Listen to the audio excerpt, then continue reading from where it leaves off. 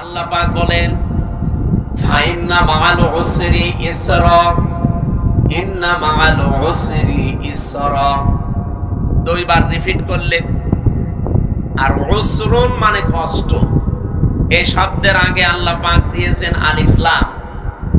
কোন শব্দের আগে আলিফ লাম আসলে চারটা অর্থ বের হয়। এক নাম্বার, এটা নির্দিষ্ট করার জন্য, এটা মারেফা। এর আগে আল্লাহ মা দিয়েছেন, এর আগে ইন্না দিয়েছেন, এর আগে ফা দিয়েছেন। তাফসিরে মুফাসসিরিন ইকরাম ৪২টার উপরে আমি বসে বসে মিলিয়েছিলাম যে দেখি কোনটার কি বক্তব্য আয়াতের ব্যাপারে। আমার আশ্চর্য লেগেছে ফি জিলালিল কোরআন। মুফাসসির বোঝাতে চেয়েছে পৃথিবীতে কোন মানুষ যদি একটা কষ্ট সহ্য করে তিনটা কারণে, এদিকে তাকান, হচ্ছে না। আপনি যদি দুনিয়ায় কষ্ট পেয়ে থাকেন একটা কারণ, কয়টা? তিনটা। কষ্ট পেলেই হবে না, কষ্ট যদি আপনি পেয়ে থাকেন তিন কারণে। আল্লাহ কষ্টের পরে কথা বলতে গিয়েছেন ইসরা, এর আগে আলিফ লাম দেয়নি। এটা নাকেরা, অনির্দিষ্ট শব্দ। মুফাসসিরিন ইকরাম বোঝাতে চায় আল্লাহর বক্তব্য, দুনিয়াতে যদি কেউ একটা কষ্ট সহ্য করে কমপক্ষে তার ওই কষ্টের সাথে ৭০টা সুখ আল্লাহ জড়িয়ে রাখে। এ পর্যন্ত আপনারা কিছুই বোঝেননি, আন্দাজে সুবহানাল্লাহ বলেছেন। এবার আমি ব্যাখ্যা দেখছি, টিকায় পড়েছিলাম একটা কষ্ট যদি কেউ সহ্য করতে পারে দুনিয়ার এই ময়দানে, কারণ কয়টা বললাম? বলেন বলেন। তিন কারণের বাইরে যদি কষ্ট পান, তার জন্য আপনার জন্য ৭০টা সুখ আল্লাহ রেডি করবে না? নেই। হাসিনাও কিন্তু কষ্ট পেয়েছিল, কিন্তু এই তিন কারণের বাইরে। এবার আসেন তো, এই তিন কারণের কষ্ট আমাদের জীবনে আছে কিনা। এক নম্বরে যদি আপনি কষ্ট পেয়ে থাকেন আল্লাহর জন্যে, ২ নম্বরে রাসূলুল্লাহর জন্যে, ৩ নম্বরে মানবতার জন্যে। কষ্ট কয়টা? তিনটা বলেন কেন? একটা। কারণ কয়টা? এই তিন কারণের ভেতরে যে কোনো এক কারণে যদি দুনিয়ায় কেউ একটা কষ্ট পেয়ে থাকে, আল্লাহ যেহেতু মার পরে আলিফ লাম দিয়ে নির্দিষ্ট করে দিয়েছেন কষ্ট একটা, কিন্তু ইসরাটা নির্দিষ্ট নেই। কমপক্ষে ১০ থেকে ৭০টা পর্যন্ত সুখ, শান্তি, কল্যাণ দুনিয়া আখিরাত মিলে আল্লাহ তার সাথে জড়িয়ে রাখবে। ১৫.৫ বছরে আমরা যারা সত্যি কষ্ট পেয়েছি, কেউ আল্লাহর জন্য, কেউ রাসূলুল্লাহর জন্য, কেউ মানবতার জন্য। এই কথা বললেন না? অবশ্যই এই তিন কারণের বাইরে অনেকে কষ্ট পেয়েছে, তাদেরটা আমি তাফসিরে পড়ি নাই, এজন্য বাদ।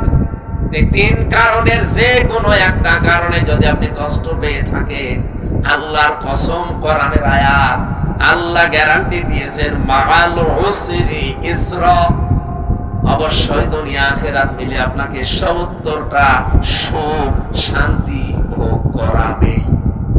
শুধু করাবে না, শেষে হর্ষাই আছে, করাবে। এবার যেহেতু আয়াতটা রিপিট করেছেন আল্লাহ, সিস্টেম অপর পৃষ্ঠায় দেখুন।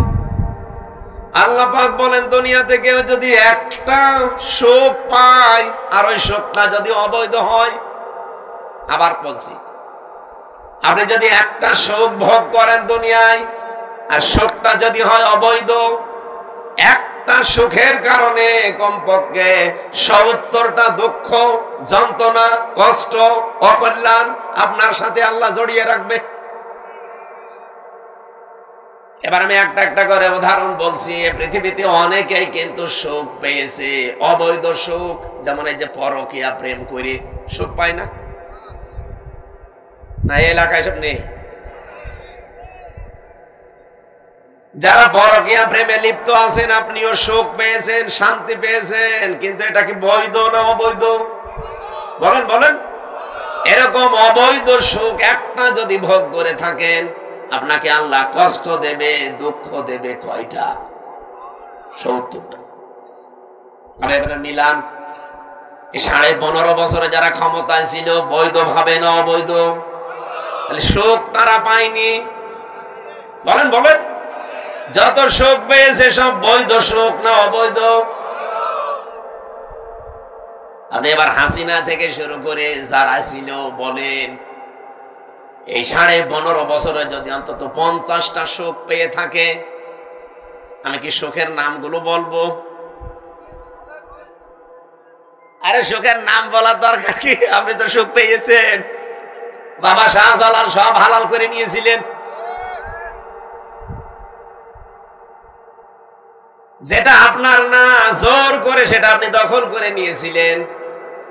নবীজির হাদিস আমি পড়েছিলাম প্রথমে, এটা হযরতে আবু যর থেকে বর্ণিত।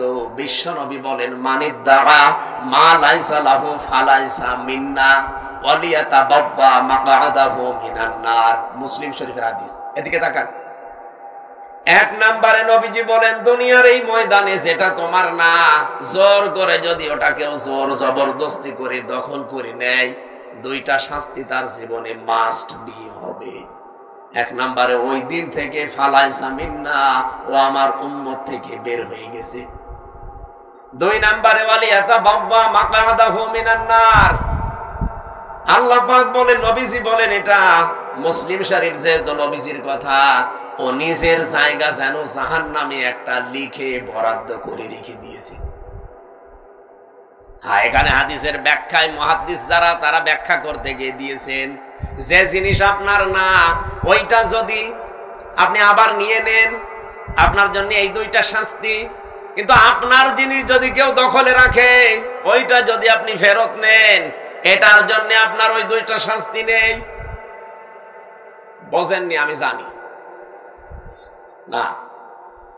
আপনার যে জিনিস দখল করে নিয়েছে একজন, আপনি যদি এখন কিছু পেয়ে ওইটা আবার নিজের আয়ত্তে নিয়ে নেন, আপনার জন্য হাদিসে বর্ণিত ওই 2টা শাস্তির একটাও হবে না। কিন্তু যে জিনিস আপনার না, জোর করে যদি আপনি নিজের দখলে দুনিয়ায় নিয়ে নেন, আপনি ওই দিন থেকে নবীর উম্মতের বাইরে চলে গেছেন। আপনি নামাজ পড়তে পারেন, রোজা রাখতে পারেন, হজ করতে পারেন, কিন্তু নবীর উম্মত আপনি আর নেই। হ্যাঁ, কিন্তু ওটা যদি আপনারই ছিল, দখল করেছিল একজন, সেটা আপনি আবার ফেরত পেয়েছেন, আপনার জন্য শাস্তি না? এই বাংলাদেশে অনেকের নামে আমরা দেখি, খালি সাদাবাজির কথা শুনলে, একজনের জিনিস নিয়ে নিয়ে, এটা শুনলে খালি এক দলের প্রতি আর এক দলের প্রতি এই যে কাদা ছোড়াছড়ি চলছে। আরে ভাই, আপনাকে আগে বাস্তবতা বোঝা লাগবে। যে লোকটার কাছ থেকে 15.5 বছরে আপনি কত কিছু নিয়েছেন, নিজের বিবেককে জিজ্ঞাসা করেন।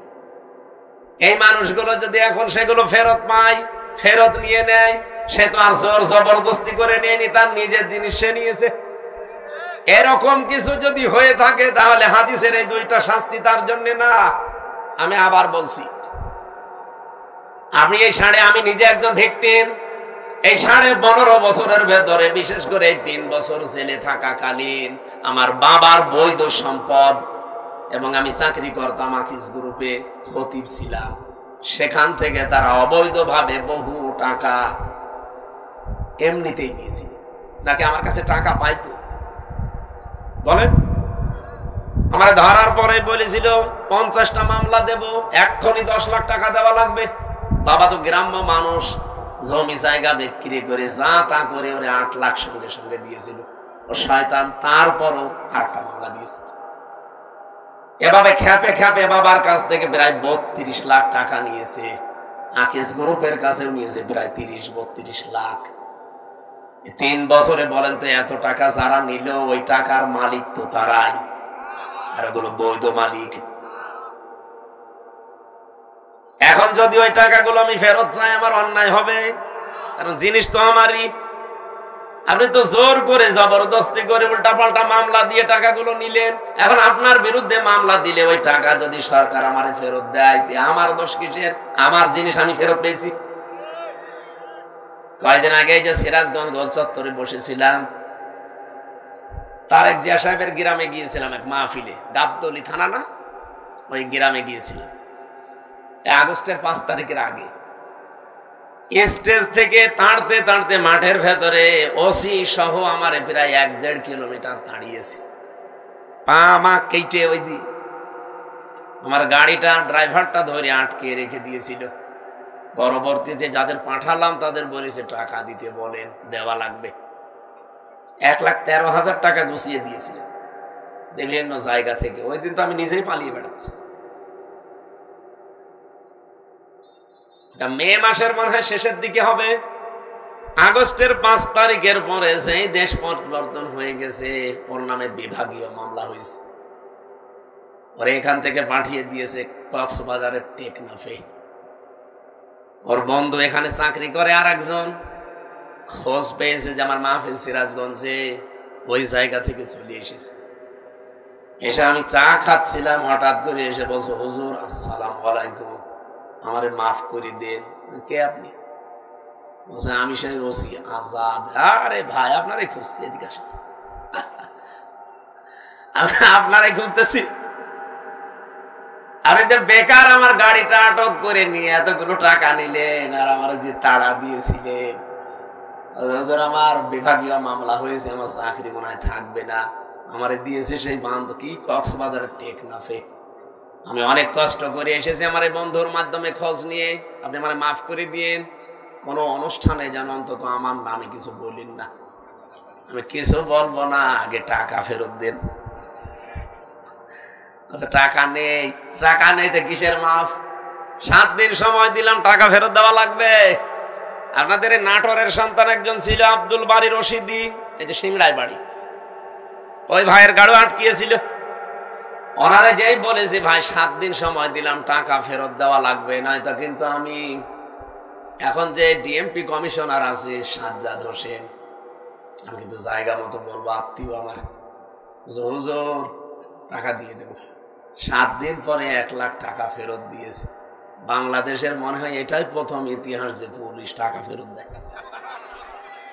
আমি তো এর আগে পুলিশ টাকা ফেরত দেয় শুনিও নি, দেখিও নি, তা আমি অলরেডি পেয়েছি। আর 13,000 হুজুর এটা মাফ করাই লাগবে, যা তোর মিষ্টি খেতে দিলাম। ওই যে পুলিশ দাঁড়িয়ে আছে। পুলিশ কারো কাছ থেকে টাকা নিলে ফেরত দেয়, এটা প্রথম ইতিহাস। এখন ওই টাকা যে ফেরত দিল, আমি কি জোর করে নিয়েছি নাকি আমার টাকা আমি নিয়েছি বলেন? এইরকম করে যারা এই 15.5 বছরে বহু টাকা বিভিন্ন জায়গায় দখল করে নিয়েছিলেন, ওই টাকা এখন আমাদের ফেরত দেন। আমি আশা করছেন কি বোঝাতে চাই আপনি বুঝেছেন। সুতরাং যারা এতদিন মাল কামিয়েছেন, বাংলায় বললাম, এই টাকাগুলো যার কাছ থেকে নিয়েছেন তার ফেরত দিয়ে দিন, নাই তো সে আপনার কাছে যে নেবে তখন তার নামে আপনি বদনাম বের করবেন।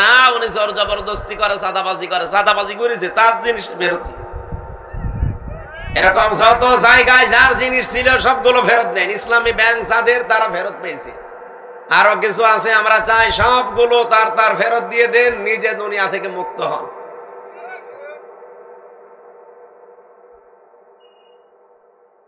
একজন ওসিকে পেয়েছিলাম জেলখানায়, আমি তো ফাঁসির কন্ডেম সেলে থাকতাম সব সময়। উনি আমার এসে একদিন বলছো, হুজুর আপনি তো তওবার কথা বলেন। আমি ওখানে ভেতরে ওই ওয়াক্তীয় নামাজ পড়াতাম, আমার পেছনে নামাজ পড়ার জন্য অনেকে আসত। নামাজের পরে 2-3 মিনিট করে কথা বলতাম।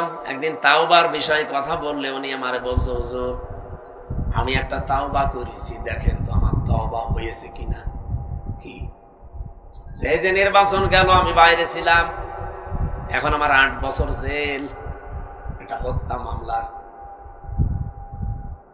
আমি ওই সময় রাত 12টার পর থেকে আমার লোকজন নিয়ে ভোট কাটা আরম্ভ করেছিলাম।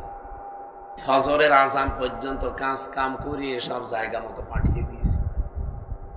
এরপরে গোসল করার পরে ওযু করে 2 রাকাত তাওবার নামাজ পড়ে বললাম, আস্তাগফিরুল্লাহ।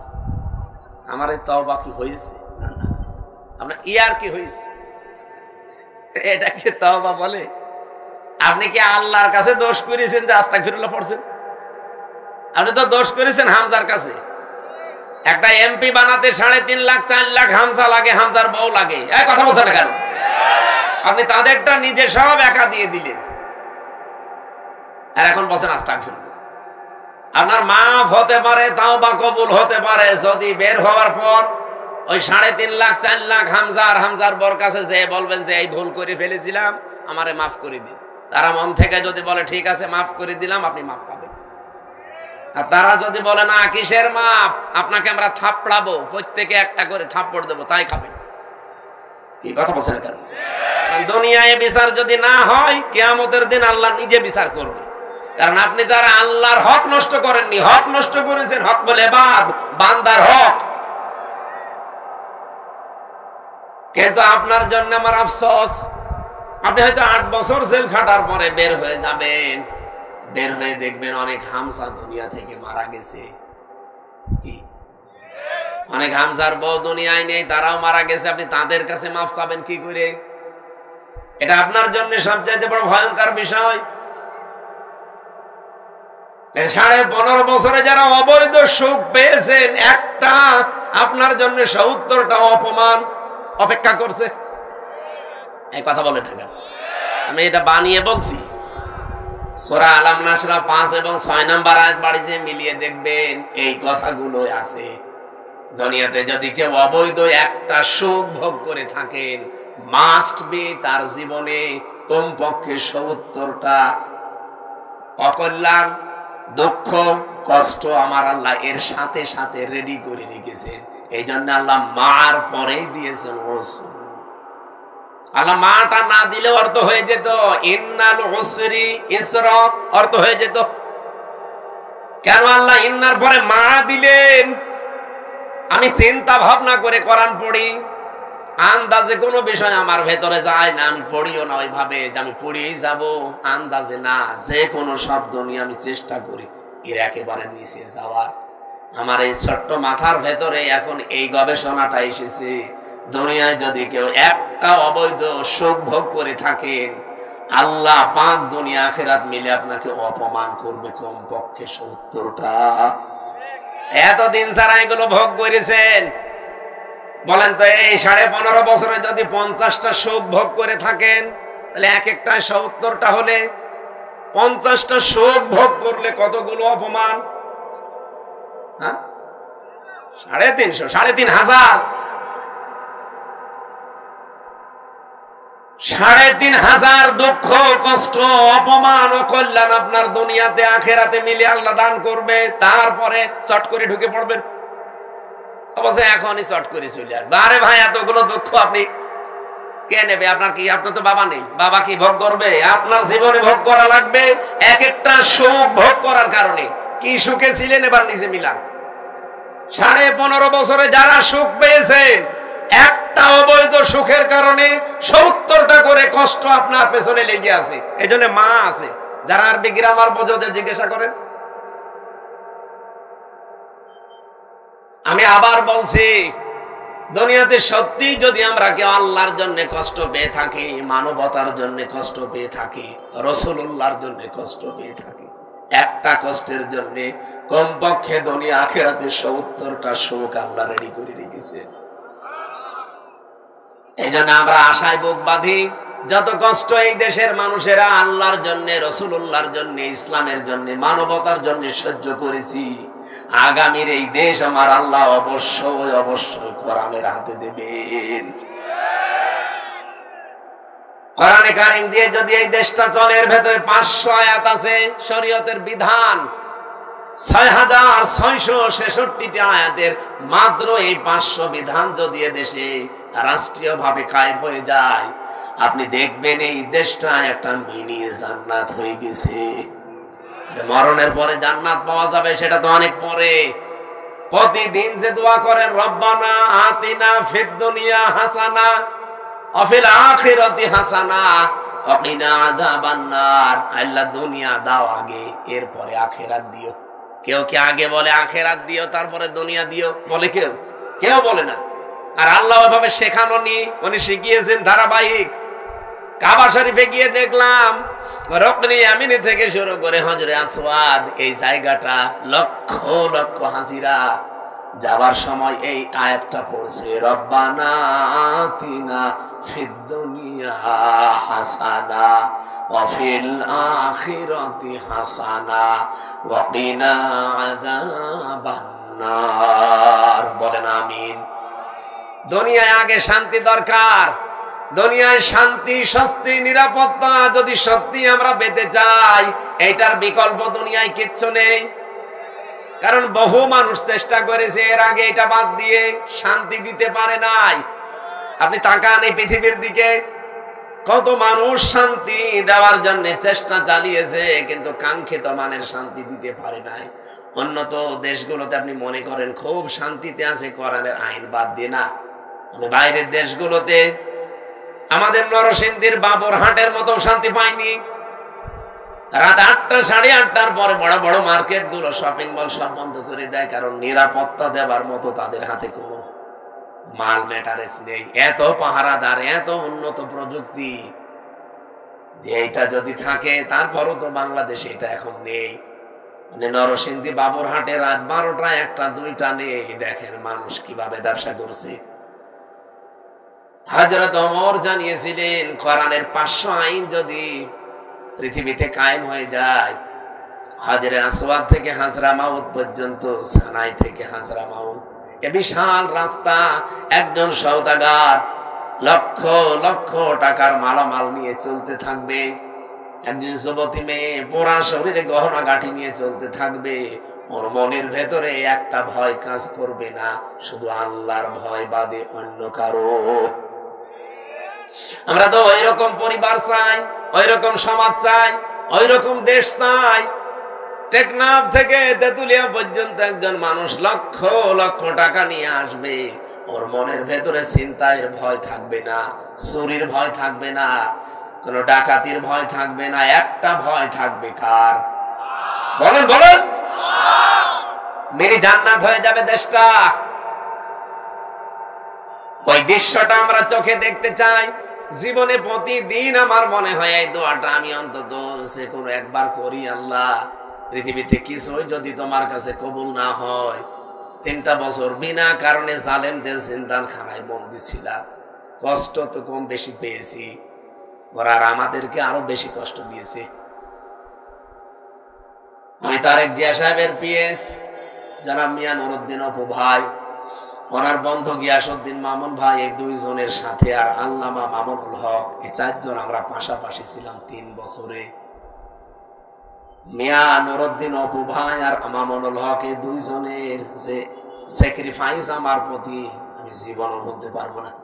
এই জন্য যেখানে যাই আমি অপু ভাইয়ের জন্য, মামুন ভাইয়ের জন্য, মামুনুল হকের জন্য আগে দোয়া করি নেই, আল্লাহ পাক দুনিয়া আখিরাতে তাদের যেন উত্তম পুরস্কার দান করেন। বহু কষ্ট পেয়েছে লোকগুলো বিনা কারণে, বিশেষ করে অপু ভাইয়ের মতো মানুষ। এখন পরিবর্তন হয়ে গেছে যতটুকু, কি কষ্ট দিত এই মানুষগুলো। 24 ঘন্টা সিসি ক্যামেরা লাগিয়ে, 2 জন পাহারাদার আমাদের 4 জনের জন্য আলাদা বসানো, 24 ঘন্টা তালা লাগানো, ফাঁসির কন্ডেম সেলে। মনে হচ্ছে আমরা কি করেছি। খালি ওনাদের তারেক জিয়ার সাথে সম্পর্ক আর আমাদের ইসলামের সাথে সম্পর্ক, এই তাছাড়া আমার কি দোষ পেয়েছিল বলে? আমারে মামলা দিয়েছে, আমি নাকি আনসারুল্লাহ বাংলা টিমের প্রধান, কি অসাতা আমি জানি না। সেই ভুয়া মামলা দিয়ে 3 বছর রেখে দিল। আরে জেলে দিলেও তো থাকা যায়, নাটোরে তো জেলখানা, জেলা কারাগার গুলোতে থাকা আর বাড়িতে থাকা প্রায় সমান। কিন্তু আমাদের গেছিল হাই সিকিউরিটি জেলে, ফাঁসির সেল, কন্ডেম সেল, ওর ভেতরে আবার 24 ঘন্টা তালা লাগানো, দিত না। একবার কারারক্ষী দেবদুল্লাহ বললাম যে স্যার একটা বই নিয়ে এসে দিতে পারেন না? হুজুর আমার সুন্দর সুন্দর বই আছে, একটা নিয়ে দেব। এসে দেখি দিয়েছে বঙ্গবন্ধুর আত্মজীবনী। এটা পড়ি করবো কি? না, অনেক জ্ঞান আছে এর ভেতরে, পড়েছিলাম। ওরাটা কি করবো, কোনো বই নেই তো, সারাদিন সারা রাত ওই বই। কয়েকদিন পরে থেকে আবার দায়িত্বে এসেছে, বললাম যে ওই বই শেষ হয়ে গেছে, আর একটা ভালো বই নিয়ে এসে দেন। এবার নিয়ে এসে বঙ্গবন্ধু ছেলেবেলা। আপনি আর বই পান না? ওখানে বঙ্গবন্ধু কর্নারে শুধু এই বই আছে। পরের দিন আর একটা বই দিল, বঙ্গবন্ধুর চীন সফর। রাগ করে বললাম আপনি আর কোন বই নিয়ে আসবেন না, আপনি যদি পারেন, হিন্দু মানুষ তো, আপনার কাছে তো বলে লাভ নেই, কোন মুসলমান কারারক্ষী অন্তত দায়িত্বে আসুক। আশরাফুল বলে একজন আসলো, ওর এখানে নাম লিখা, মনে করলাম যাক, এরা আর কিছু না খান, হালকা পাতলা ইমান তো আছে।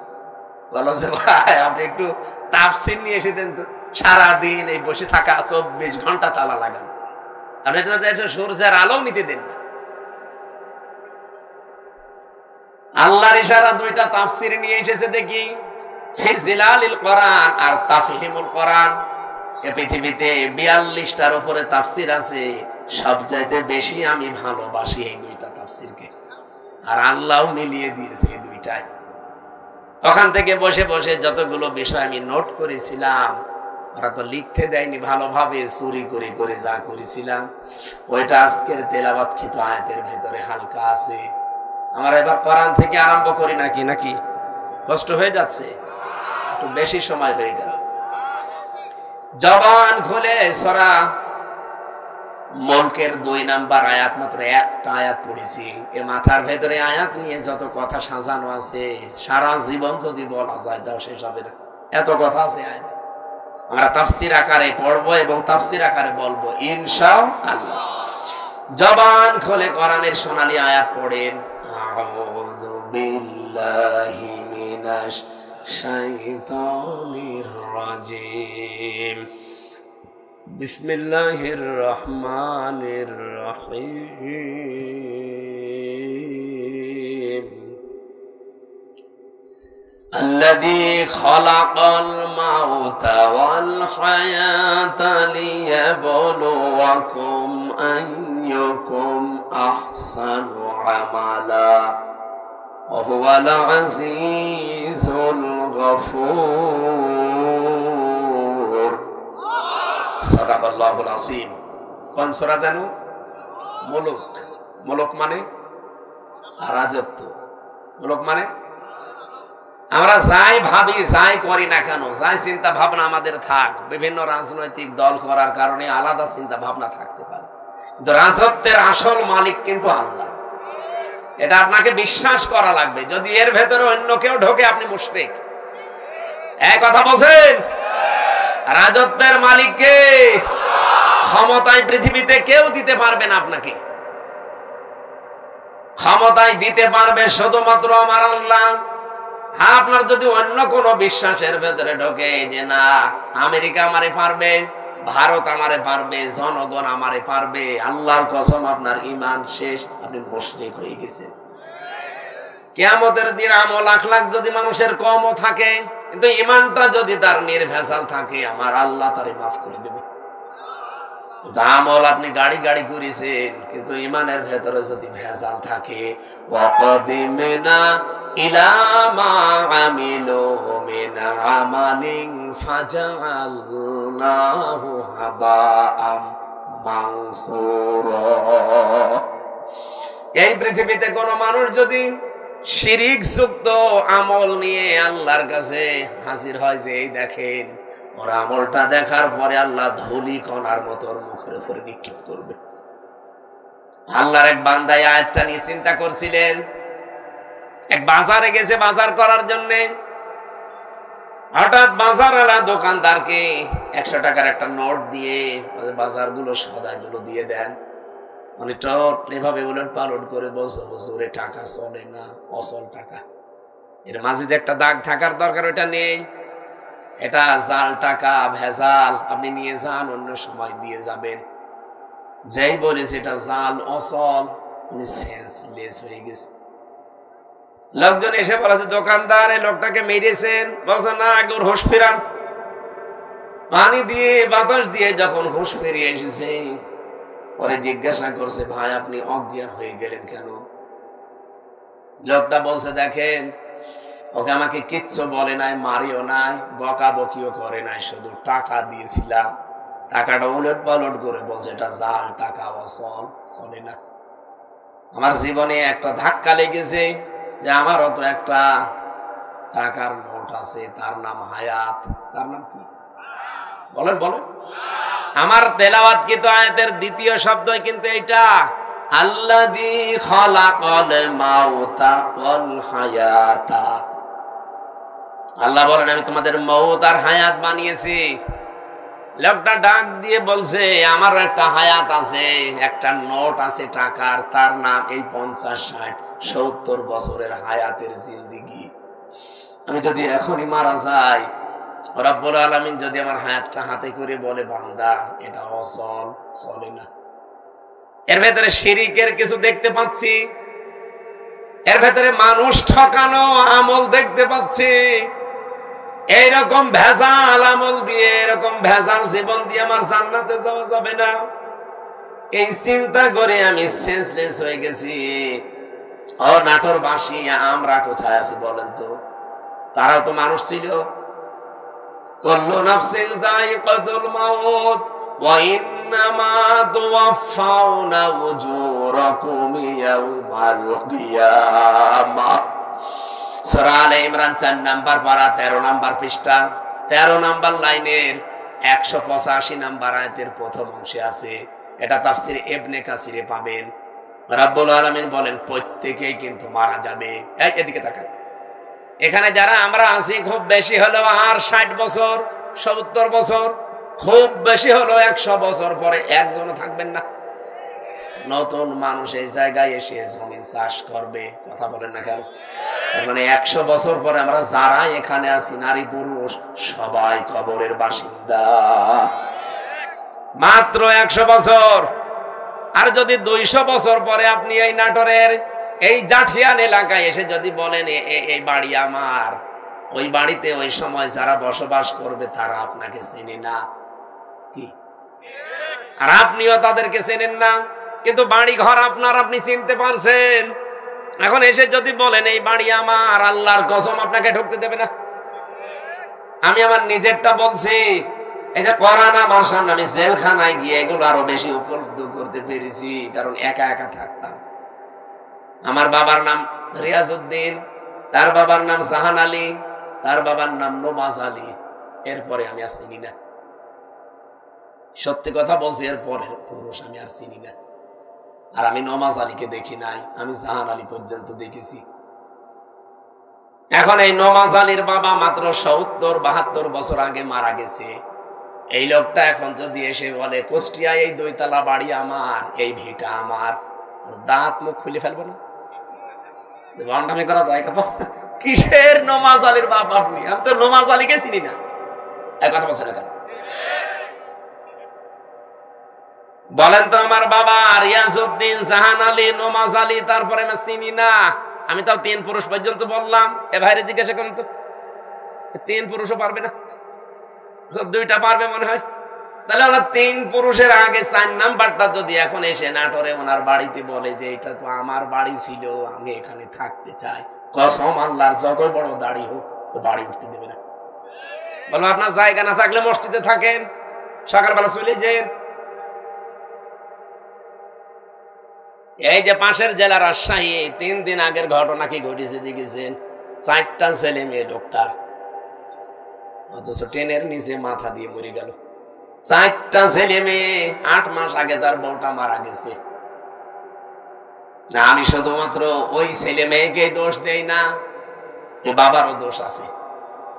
কারণ কোরআনে কারিমের যে নির্দেশগুলো ছিল সন্তান হওয়ার পরে 11টা, আপনি খালি জন্ম দিয়ে ছেড়ে দেবেন তা না। ওই 4টা ছেলে মেয়েকে যদিও কোরআনে বর্ণিত 11টা শিক্ষা দিত, যে বৌমা 2টার কারণে লোকটা আত্মহত্যা করলো, ওই রকম বউ ছেলেরা 14টা বাদ দিয়ে দিত।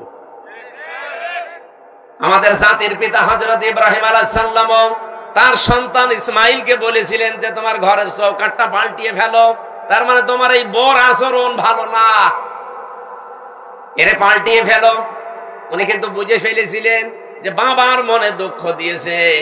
এই জন্য এখানে একটা মাসলা বের হয়, আপনার বাবা যদি ইসলামী কোনো কারণে আপনার বউ বাদ দিয়ে দিতে বলে, বাবার কথা অনুযায়ী বউ বাদ দেওয়া জায়েজ আছে, কিন্তু 4 কারণে। আপনি বাবা ওই যে যৌতুকের টাকা পাইনি এই জন্য বাদ দিতে বলছে, ওই রকম বাবার কথা মানা যাবে না। এরকম বাবা আছে না, যে চাহিদা ছিল সে পর্যন্ত হয়তো পূরণ করতে পারেনি। এমনকি অনেকে এই যে বরযাত্রী নিয়ে যাওয়ার সময় ছেলের বাবা এই কথা বলে যে বিয়ায় আমি কিচ্ছু চাই না, শুধু 500 লোক খাওয়াবেন। আপনি কি ফকির নাকি? আর বরযাত্রী যাওয়ার এই সিস্টেমটা বন্ধ করা দরকার। এটা ইসলাম না, এটা হিন্দুদের কালচার। কোথায় পেয়েছেন এই সিস্টেম? বরযাত্রী ইসলামে আছে, ইসলামে আছে অলিমা। অলিমা ছেলের বাড়ি হয় না মেয়ের বাড়ি হয়? আর যে বরযাত্রী কোন বাড়ি? কোথায় পেয়েছেন ভণ্ডামি? এটা বাদ দেওয়া লাগবে আজকে। যারা এখানে আছেন মুসলমান, অন্তত অন্য ধর্মের লোক নেই, আজকে থেকে হিন্দুদের এই কালচার বাদ। কোন বাড়িতে কেউ বরযাত্রীর দাওয়াত দিলে যাবেন না। বলে না হারাম, আমি খাবো কোন কারণে? কারণ মেয়ের বাবা যদি মন থেকে আপনাকে কিছু না দেয়, যা নেবেন একটা পান নিলেও পানটাও হারাম। আর আপনি মরণের খাওয়া খান, যে 10 পিস করে গোস্ত খায়, তারপরও বলে না কিছুই হয়নি। তোর হবে কি করে? ও তো রাক্ষস। বরযাত্রী যাওয়া যাবে? গিয়েছেন কোনদিন? এটা বন্ধ করা লাগবে। অলিমা করবেন, অলিমা করা যায় যাচ্ছে। আমি এই কথাটা 3-4 বার বলতাম না, কারণ আমার ছেলে নেই, আমার 3টা মেয়ে, আমার আবার বাঁচা লাগবে না। যদিও ইসলামেও আছে, তারপর আমার নিজেরও বাঁচা লাগবে ভাই। বারবার করে বলছি বরযাত্রী যাওয়া, অলিমা করা হয় ছেলের বাড়িতে, ছেলের বাবারা বুঝুক না। এই যে এই লোকটা ট্রেনের নিচে মাথা দিয়ে মরে গেল, এই যদি ছেলে মেয়েকে আল্লাহর পরে মা বাবার স্থান, এটা যদি কোরআন থেকে হাদিস থেকে ছোটবেলা থেকে শিখাতো এই দিনটা, তাহলে এই 2টা ছেলে ওর বউ দরকার হয় বাদ দিয়ে দিত, তারপরও বাবাকে ভাবে বাড়ি থেকে বের করে দিত না। লোকটা সারাদিন বাড়িতে জায়গা পায়নি, শেষ পর্যন্ত স্টেশনে না খেয়ে সারাদিন ছিল, সকালবেলা যে মরে গেছে। এরকম সন্তান যেন কারো না হয়। আরে সন্তানের তো শুধু দোষ না ভাই, আপনি ওইভাবেই তৈরি করেছেন তাকে। আল্লাহর পরে যে আপনার স্থান সে তো জানেই না। এখানে মাসলা হচ্ছে, বাবার কথা যদি শরীয়ত সম্মত হয়, বাবা যদি বলে বউ রাখা যাবে না, এর ভেতরে আমি শরীয়তের এই জিনিসগুলো ভুল পাই, তাহলে বাদ দিয়ে দেওয়া লাগবে। কিন্তু মায়ের কথা শুনে বউ তালাক দেওয়া জায়েজ নেই। এই মাসলাটা মনে রাখবেন। বাবার সম্মান কিন্তু মায়ের চাইতে খুব বেশি না, 3 গুণ বেশি মায়ের মর্যাদা। কয় গুণ? কিন্তু মায়ের কথা শুনে কেউ বউ তালাক দেওয়া জায়েজ নেই, কারণ শাশুড়ির সাথে আর বৌমার সাথে সম্পর্ক মেয়ে আর মায়ের মতো জীবনও হয়নি, হবেও না। আর যেখানে হয় সেটা একেবারে সোনায় সোহাগা। শাশুড়ি যারা এসেছেন, বৌমা যদি আপনার ছেলেকে ভালোবাসে বেশি, তার সাথে অন্তত অন্তরঙ্গ থাকে বেশি, অনেক শাশুড়ি বলে আমার বৌমা আমার ছেলের দখল করে ফেলেছে। আরে আপনার তো নামাজের সেজদায় পড়ে শুকরিয়া আদায় করা দরকার, যে আপনার ছেলে অন্তত শুধু বউ নিয়ে ব্যস্ত থাকে, অন্য জায়গায় লাইন করে না। ছেলের সুখের জন্য একটু ছাড় দেওয়া যায় না? এখানে যারা শাশুড়ি বসে আছেন, অবশ্যই আপনাকে ছাড় দেওয়া লাগবে, কারণ আপনার ছেলের সুখের জন্য 10 মাস 10 দিন আপনি কষ্ট করেছিলেন, 22 থেকে 25 বছর একাধারে কষ্ট করলেন। এখন আরেকজনের হাতে অন্তত সে আছে, তার সুখের জন্য একটু স্যাক্রিফাইস করা লাগবে আপনাকে। এরকম শাশুড়ি আমরা চাই। এরকম মা আমাদের দরকার নেই। এই মার এদিকে মন পাওয়া যায় না, ওদিকে বউর মন পাওয়া যায় না, শেষে আমরা রোগী হয়ে যাই। এরকম পরিবার দেশে নেই, বলেন নেই না। সম্মানিতা শাশুড়ি যারা আছেন, আপনাদের আমি হাতে পায়ে ধরে বলছি, আপনার বৌমার সাথে আপনি মেয়ের মতো ব্যবহার করেন। পরিবারে হানকা শান্তি আনতে হলে এটা আপনার লাগবে। খালি খাই নাই এ করে করে যে অশান্তি তৈরি করে রাখেন ছোটখাটো জিনিস নিয়ে। হয়তো বৌমার জন্য 1000 টাকার দিয়ে একটা শাড়ি কিনেছে, মায়ের জন্য 800 টাকা দিয়ে, 200 টাকা কম বেশি, এই ঝগড়া চলছে। বেশি বলে ফেললাম। এরকম পরিবার দেশে নেই। আপনি মনটা উদার করতে পারেন না, যে আমি তো সারা জীবন অন্তত ভোগ করেছি, এখন যুবতী মেয়ে ওরা করুক। আর আপনার বাইরের মানুষ হতো আপনার ছেলের অন্তরঙ্গ, ওইটা শান্তিতে থাকলে আপনার ছেলেও শান্তিতে থাকবে। বহু পরিবার এরকম অশান্তি দেখি শুধুমাত্র এই শাশুড়ির ছোট মনের কারণে। নাকি নাটোরে আমার মনে হয় বেশি বলা হয়ে গেল। আছে এরকম মানুষ, জানি। সম্মানিতা মা বোন যারা এসেছেন, বিশেষ করে পুত্রবধূ, আপনি আর 100 বছর পরে বললাম তো থাকবেন না। আল্লাহর কসম, দুনিয়া যেহেতু থাকার জায়গা না, শাশুড়িকে নিজের মায়ের মতো ভাবতে শুরু করেন আজকে থেকে। কিন্তু মুরব্বী মানুষের কিছু উল্টা পাল্টা হতেও পারে। নিজের মা বাবা ভুল করলে তো মাফ করে দেন। আর অন্যের মা এখন মনে করছেন শাশুড়ি তো আমার মা না, কিছু হলে স্বামীর কানে তুলে দেন, তার মনটাও তো খারাপ হয়ে যায়। আর আমি নিজে একজন স্বামী, যত স্বামী এখানে বসে আছে প্রত্যেক স্বামীর পক্ষ নিয়ে বলতে পারি, আপনি যদি সত্যি আমার মন চান, আমার মাকে বাবাকে নিজের মা বাবার মতো আপনাকে মনে করা লাগবে, নয়তো জীবনও আপনি আমার মন পাবেন না। হয়তো উপরে আপনাকে ভালোবাসবো আমার ছেলে মেয়ের কারণে, কিন্তু জীবনও আপনি আমার মন পাবেন না। আশা করছি এটা একটু ছাড় দেবেন। নিজের মা বাবার মতো আপনি মনে করে দেখেন, দেখেন পরিবারটা একটা মিনি জান্নাত হয়ে যাবে। বিশ্বনবী জানিয়েছেন, পরিবার যখন কোন স্ত্রী লোক মারা যায় অবস্থায় যে তার স্বামী তাকে দেখে বলে যে না, আমার বউ কিন্তু সত্যি আমার মন মতো ছিল। নবীজি বলেন, এই স্বামী স্ত্রীর লাশ দেখে যদি গ্যারান্টি দিতে পারে ওই স্ত্রী জান্নাতি। নামাজ পড়ে নাই, রোজা রাখে নাই, পর্দা করে নাই, কথাগুলো এখানে নেই।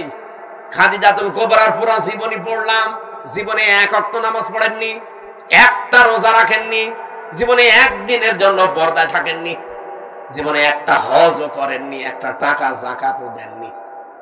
কিন্তু তাকে আমার আল্লাহ নিজে সালাম পাঠিয়েছেন। একজন মাত্র মহিলা পৃথিবীতে যাকে আল্লাহ নিজে সালাম দিয়েছেন, আর নিজে জান্নাতে ঘর বানিয়ে তার জন্য সুসংবাদ পাঠিয়েছেন এই একটা মাত্র মহিলা। অথচ জীবনে কোনোদিন নামাজে এক ওয়াক্ত পড়েননি, একটা রোজা রাখেননি, জীবনে একদিনের জন্য পর্দায় ছিলেন না। কারণ কি? কারণ এগুলো সব নাজিল হয়েছিল তার ইন্তেকালের পরে। কথা বোঝেন? এই বিধানগুলো সব নাজিল হয়েছিল তার ইন্তেকালের পরে, এজন্য উনি করতে পারেননি। কিন্তু আল্লাহ তাকে সালাম দিয়েছেন এবং ঘর জান্নাতে বানিয়ে আলাদা তার জন্য পাঠিয়েছেন। এমন একটা ঘর খাদিজার জন্য আল্লাহ বানিয়ে রাখলেন যে ঘরের ভেতরে কোনো নয়েজ নেই, কোনো আওয়াজ নেই, গোলমাল মুক্ত। তার জীবনী পড়তে গিয়ে আমি ব্যাখ্যায় পেয়েছি এটা একটাই মাত্র কারণ। কি? একটাই মাত্র কারণ, হযরতে খাদিজাকে আল্লাহ জান্নাত দেওয়া, সালাম দেওয়া, যে জীবনে কোনোদিন তিনি স্বামীর মনে একদিনের জন্য দুঃখ দেয়নি। স্বামী যখন বাইরে থেকে আসতো ঘরটা নয়েজ মুক্ত রাখতেন, আওয়াজ মুক্ত রাখতেন, একটা নির্মল শান্ত পরিবেশ তৈরি করে দিতেন ঘরটায়, মনে হচ্ছে বাইরে থেকে এসে জান্নাতে আছে। আল্লাহ এত খুশি হয়েছিলেন স্বামীর এই আচরণটায়, নিজে সালাম তো পাঠিয়েছেন, আবার জান্নাতে ওরকম একটা আলাদা ঘর বানিয়ে সুসংবাদ পর্যন্ত দিয়েছে। আমি নিজে স্বামী সহ যত স্বামী এখানে বসে আছি, আমি গ্যারান্টি দিয়ে বলতে পারি, একটা স্বামী এখন হাত তুলতে পারবেন যে জীবনে কোনোদিন একদিনের জন্য আমার স্ত্রী আমাকে একটা দুঃখ দেয়নি? হাত তোলেন তো। নেই।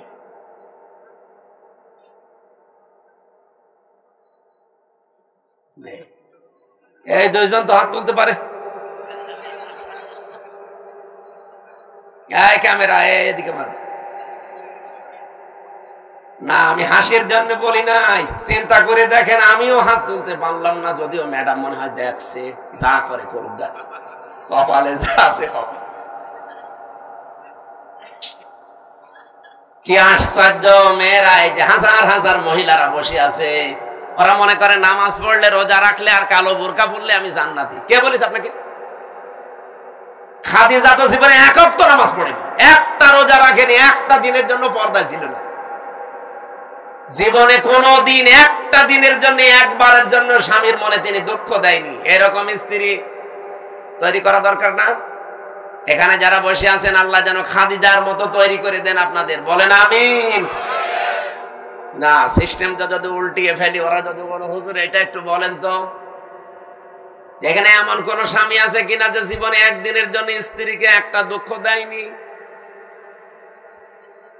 একটা প্রতিদিন 20টা করে দুঃখ দিচ্ছে। আমাদেরকে হযরতে আলীর মতো হওয়া লাগবে। আল্লাহ আমাদেরকে এই মানুষগুলোর জীবনের সামনে রেখেছেন কেন? শিক্ষা নেওয়ার জন্য। পরিবারটা জান্নাত হয়ে যাওয়ার কথা, অথচ 100টার প্রায় 99টা পরিবার এখন শান্তি নেই। সে আলেম বলেন, হুজুর বলেন আর জেনারেল বলেন, সবগুলো এখন অশান্তি, এই শুধু ছোট মনের কারণে। আমি দুনিয়ার একটা হিসাব দিচ্ছিলাম, আমি নিজের দাদার বাবাকে পর্যন্ত আর চিনতে পারছি না। 200 বছর পরে আমিও যদি কুষ্টিয়ায় আমার ওই বাড়িতে এসে বলি এই বাড়ি আমি বানিয়েছিলাম, আল্লাহর কসম 200 বছর পরে যারা ওখানে বাস করবে আমারে কুষ্টিয়ায় ঢুকতে দেবে না। এই হচ্ছে দুনিয়া। আল্লাহ এর পরের অংশে দিয়েছেন, ওয়া ইন্নামা তুওয়াফাউনা উজুরাকুম ইয়াউমাল কিয়ামাহ। ও পৃথিবীর মানুষেরা, বুঝে শুনে কাজ কারবার করবা, যা করো না কেন এইটা কিন্তু তোমারে দেওয়া হবে। যা করবা এইটাই তোমাকে দেওয়া হবে। ফামান যুহজিহা আনিন নার, এইটা বলার জন্য আমি এ পর্যন্ত আসলাম, ভালো করে শুনবেন। ফামান যুহজিহা আনিন নার ওয়া উদখিলাল জান্নাতা ফাকাদ ফাজ। এখানে আয়াতের দুইটা তাফসীর হয়। আলেম যারা আছেন তাদেরকে বলছি ভালো করে মিলাবেন। প্রথম তাফসীর হচ্ছে ওই লোকটার জীবন আসল সফল, যাকে আল্লাহ জাহান্নামের আগুন থেকে মাফ করে দিয়ে জান্নাতে দিয়ে দেবে, সে লোকটা সফল। আরেকটা তাফসীর হচ্ছে পৃথিবীর ময়দানে যতদিন সে বেঁচে আছে, জাহান্নামের কাজগুলো যখন আস্তে আস্তে ছেড়ে দিয়ে জান্নাতের কাজের দিকে আস্তে আস্তে এগিয়ে যেতে পারে, তখন সে যেন মনে করে আমি সফল হচ্ছি। আগে নামাজ পড়তো না, এখন ধরেছে। আগে সুদ খাইতো, এখন ছেড়ে দিয়েছে। এরকম কাজ কারবার গুলো যখন আপনি জাহান্নামের কাজ একটা একটা করে ছেড়ে দিয়ে জান্নাতের কাজের দিকে এগিয়ে যেতে পারবেন, আপনি মনে করবেন আল্লাহ পাক আমাকে জীবন সফল করে দিচ্ছে। আপনি বলেন তো হচ্ছে আপনার জীবন এটা? না। আগে বিড়ি খেতেন না, এখন আরো খান। আগে সুদ খেতেন না, এখন খান। এমনকি এখানেও আমার মনে হয় এমন এমন মানুষ বসে আছে সুদের টাকা ছেড়ে দেয়। 1000 টাকা দিলে 100 টাকা বেশি দেয়। এরকম মানুষ টাকা ছেড়ে দিয়ে রেখেছে, সেই টাকা ওয়াজ শুনে যে তুলবে। এরকম মানুষ নেই? অলরেডি টাকা ছেড়ে দিয়ে এসেছে, ওয়াজ শেষ করে কালকে যে ওই টাকা তুলবে, সুদের টাকা। নাকি এলাকা এখনো শুরু হয়নি? তা কারা কারা সুদের টাকা ছেড়ে দেবেন হাত তোলেন তো। একজন তা দাঁড়িয়ে মানুষ। আপনি কয় টাকা ছেড়েছেন? না, যারা এগুলো ছেড়েছেন আপনি না খেয়ে মরে যান ভাই। সুদের টাকা খাওয়া আর মায়ের সাথে জেনা করার সমান। আরো জোরে বলেন নাউযুবিল্লাহি মিন যালিক। আল্লাহ আমাদের হেফাজত করুন, আমিন। আমাল হায়াতুদ দুনিয়া ইল্লা মাতাউল গুরুর। আল্লাহ বলেন পৃথিবীর এই জমিনটা, পুরা জীবনটাই ধোঁকা। এটা পুরাটা খেল তামাশা, এটা প্রতারণা ছাড়া দুনিয়ার মানুষ কিচ্ছু না। এখনো টের পাচ্ছ না? আমি হামজা যদি এখনই এই অবস্থায় মরে যাই, আপনারা হয়তো খবর পাঠিয়ে দেবেন বাড়িতে যে হামজা মারা গেছে। আমার স্ত্রী, আমার ম্যাডামই কাঁদতে কাঁদতে বেহুশ হয়ে যাবে। আমি জানি, এত ভালোবাসি। হয়তো 2-3 দিন 5 দিন 7 দিন খাওয়া দাওয়া হাফ হয়ে যাবে, খেয়ে না খেয়ে পার করবে। 4 মাস 10 দিনের ভেতরে দেখবেন সব স্বাভাবিক হয়ে গেছে। কি তাহলে আমার নিজের একা না, প্রত্যেকের জীবনে এটা 4 মাস 10 দিনের ভেতরে ঠিক আমার শ্বশুর ম্যাডামরে নিয়ে অন্য জায়গায় বিয়ে দিয়ে দেবে। কি মাত্র 4-5 দিন সংসার করার পরে ওর বাবার কল দিয়ে বলবে, আব্বা হামজা তো আর কি ছিল, এখন যেটা দিয়েছে এটা 100 গুণ ভালো। এই হচ্ছে দুনিয়া। আল্লাহ এটা আমাদের বুঝিয়েছেন যে আমাল হায়াতুদ দুনিয়া ইল্লা মাতাউল গুরুর। যে হায়াত শব্দটা আছে না, এইটার ব্যাখ্যা করার জন্য আমি আয়াত পড়লাম। আপনাদের কষ্ট হচ্ছে নাকি ভাই? আর আধা ঘন্টা থাকা যাবে না? আর ব্যস্ত মানুষ আছে তো, এই জন্য আমি তাড়াতাড়ি করছি। এরা আবার চলে যাবে তো। আমার ভাইরা, আল্লাহ রাব্বুল আলামিন শুরু করলেন আয়াতের শুরু থেকে দেখবেন, আল্লাযী খালাকাল মাউতা ওয়াল হায়াতা। আমি এমন আল্লাহ কি তোমাদের মউত আর হায়াত আমি বানিয়েছি। এবার চিন্তা করেন, আল্লাহ আয়াত শুরু করার আগে কিন্তু হায়াত আগে দেননি, আগে দিয়েছেন মউত। কি দিয়েছেন? মুফাসসিররা তাফসীর করতে গিয়ে লিখেছেন, আল্লাহ পাক মানুষকে জানাতে চেয়েছেন, পৃথিবীর মানুষেরা পৃথিবীর যত উপরে ওঠো না কেন, এই কথা সব সময় মনে রাখবা যে আমার মরা লাগবে। কি করা লাগবে? আমি প্রধানমন্ত্রী না, আমি সারা পৃথিবীরা যদি মডেল হয়ে যায়, এই চিন্তা সব সময় পেছনে রাখবা যে আমার মরা লাগবে। তাহলে দুনিয়ার জীবনটা পরিচ্ছন্ন থাকবে তোমার। মৃত্যুটা এত কঠিন বিষয়, এই পৃথিবীর কোন মানুষকে যেহেতু ছাড়েন নাই, শ্রেষ্ঠ মানুষের নাম আমরা জানি মুহাম্মাদুর রাসূলুল্লাহ, তাকে পর্যন্ত মরণ ছেড়েছে। তাকে কিন্তু অফার দিয়েছিল আজরাইল এসে যে যতদিন থাকতে চান আপনি থাকতে পারবেন দুনিয়ার হায়াতে, এরপরে যখন আপনার ইচ্ছা হবে তখন আপনাকে আমি নিয়ে যাব। নবীজি জিজ্ঞাসা করলেন, ভাই আজরাইল, যদি আমি সত্যি থাকতে চাই কতদিন? যতদিন ইচ্ছা পারবেন, তারপরে মরা লাগবে। কারণ কুল্লু নাফসিন যায়িকাতুল মাউত, এটা সবার জন্য।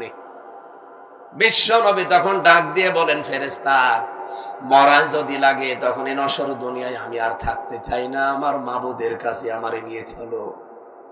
হযরতে আজরাইল নিজে বর্ণনা করেন যে আমি শুধুমাত্র তার বুকের উপরে হাতটা রেখেছিলাম, বিশ্ব নবী মুহাম্মদ রাসূলুল্লাহ চিৎকার দিয়ে বললেন, হাত সরাও।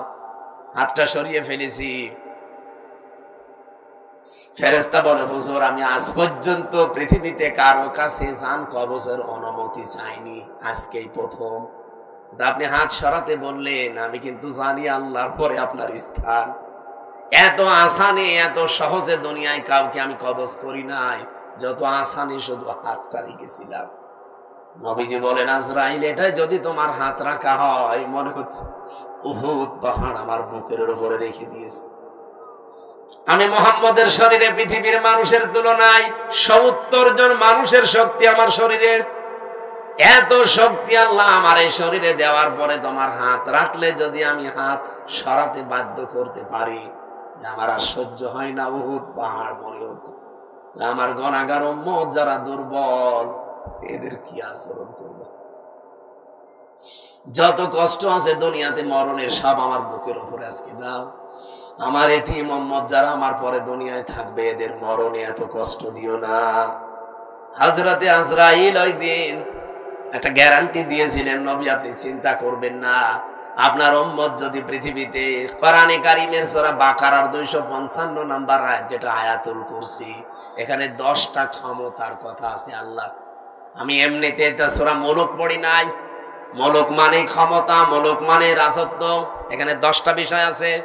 এই 10টা বিষয় যদি কোনো মানুষ নিজে পড়তে পারে ফরজ নামাজের পর, আর এই 10টা বিষয় যদি তার প্র্যাকটিক্যাল লাইফে আমল থাকে, এর উপরে যদি জীবন চালাতে পারে, আমি ফেরেশতা গ্যারান্টি দিলাম, মায়ের স্তনে মুখ লাগিয়ে মানুষ যেভাবে ঘুমিয়ে যায়, ঠিক ওইভাবেই সে ঘুমিয়ে যাবে। এরকম মরণ আমাদের দরকার নেই, বলেন? আয়াতুল কুরসিটার আমল চালাবেন, আর আপনি দেখবেন এর ভেতরে কি আছে। আমার যদি আয়াতুল কুরসির আলোচনা আজকে থাকতো, এই 10টা বিষয়ের ক্ষমতার বিস্তারিত বর্ণনা বলতাম। শুধু হাদিসটা বললাম, ফরজ নামাজের পরে সালাম ফিরিয়েই পড়বেন, আস্তাগফিরুল্লাহ, আস্তাগফিরুল্লাহ, আস্তাগফিরুল্লাহ 3 বার, আল্লাহু আকবার 3 বার, আল্লাহুম্মা আনতাস সালাম ওয়া মিনকাস সালাম, এটা একবার।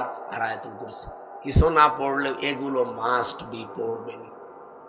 আস্তে আস্তে যদি এগুলো বুঝতে পারেন যে কি বলছেন, জীবনে যত বেশি সেট করতে পারবেন আপনার চলার প্র্যাকটিক্যাল লাইফে, জীবন চলার পথে, আপনি দেখবেন আপনার জীবন পরিচ্ছন্ন হতে আছে।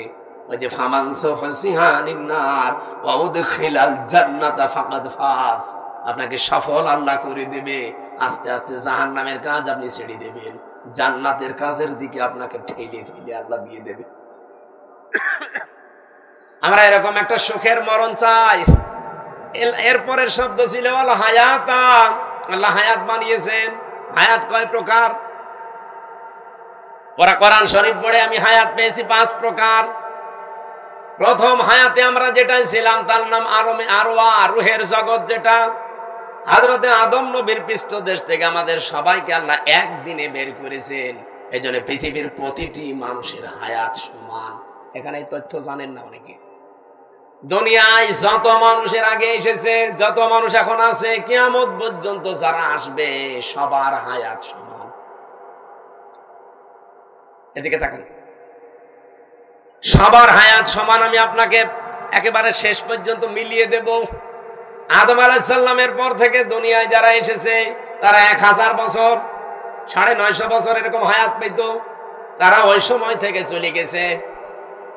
এরপরে যারা আস্তে আস্তে সিরিয়ালে আসছে, 150 বছর, 200 বছর, 50, 60 বছর পরে পরে চলে যায়, নতুন মানুষ আসে। এই যারা চলে গেল, ওরা কোথায় যাচ্ছে? এই যে হায়াত 5 প্রকার বললাম কেন? আল্লাহ পাক প্রথম হায়াত দিয়েছে আলমে আরওয়া, যেটা আমরা সবাই একসাথে ছিলাম। দ্বিতীয় হায়াতের নাম হচ্ছে আলমে বুতুন, যেটা মায়ের পেটে থাকা লাগে নির্ধারিত সময়, সর্বনিম্ন থাকা লাগে 6 মাস, সর্বোর্ধ্বে 10 মাস 10 দিন, ওটা একটা নির্ধারিত পিরায়। এরপরে আর একটা হায়াত আছে, তার নাম আলমে দুনিয়া, যেটা আমরা আছি এখন। এরপরে সামনে আরো 2টা বাকি আছে। একটা হচ্ছে আলমে বারজাখ, যেটা কবরের জগৎ বলে।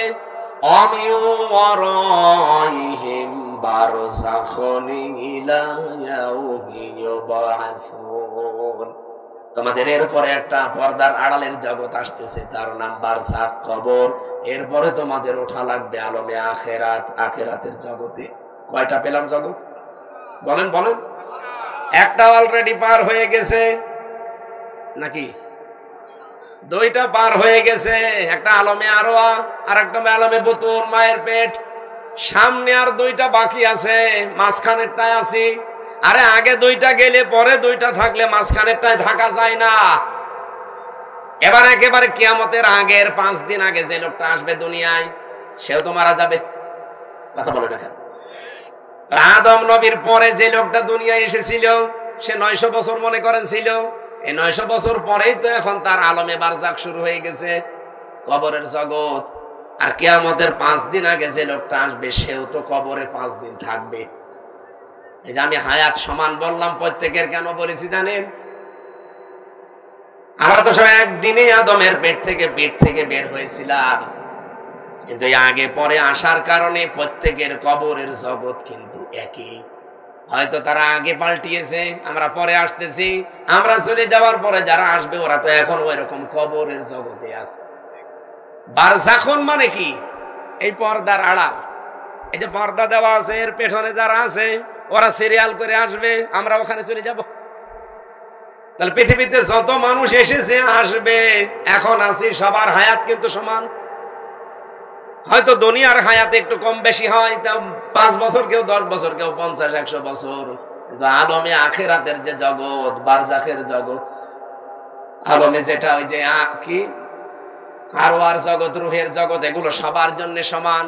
এই 5টা হায়াত আল্লাহ আমাদেরকে দিয়ে বলেন কেন দিলাম? এই মাঝখানের হায়াতটা জানো, দুনিয়ার জগৎ যেটা, লিয়াবলুয়াকুম আইয়ুকুম আহসানু আমালা। আমি আল্লাহ দেখতে চাই তোমাদের ভেতরে এই ছোট্ট হায়াতে সবচাইতে ভালো কাজ কে করে আসতে পারো। আল্লাহ কি কাজ দেখতে চেয়েছেন? আল্লাহ আকসারু আমালা দেয়নি যে বেশি কাজ, না, আল্লাহ ভালো কাজ চাই। বিশ্বের অন্যান্য দেশে ঘুরলাম, তারা যতটুকু কাজ করে কাজটা ভালো করে, এজন্য টেকসই হয়। আমাদের দেশে কাজ বেশি হয়, কাজটা ভালো হয় না, এজন্য টেকসই হয় না। বঙ্গবন্ধু টানেলে এখনই পানি আরম্ভ হয়েছে। পরশুদিনও আমি আসলাম, চট্টগ্রামের বঙ্গবন্ধু টানেলের নিচ দিয়ে এখন পানি উঠতেছে বাম পাশ দিয়ে। 100 বছরের টার্গেট নিয়ে বানানো। এই যে পাবনা আর উপরের এই যে কি ব্রিজ যেন, এটা কত বছর চলছে বলেন? ওর নিজের মেয়াদ শেষ হয়ে গেছে, তারপরও যা সেইটাই আছে। আপনার তো কাজ আল্লাহ বেশি চাই না, দুনিয়ায় কাজ চাই, ভালো কাজ। কি চাই আল্লাহ? জানে আকসারু আমালা দেয়নি যে বেশি বেশি কাজ করো না, কাজ আপনি অল্প করেন, কিন্তু কাজটা যেন, আরো জোরে বলুন, আহসানু আমালার ব্যাখ্যায় আমি আর একটা জিনিস পেয়েছি।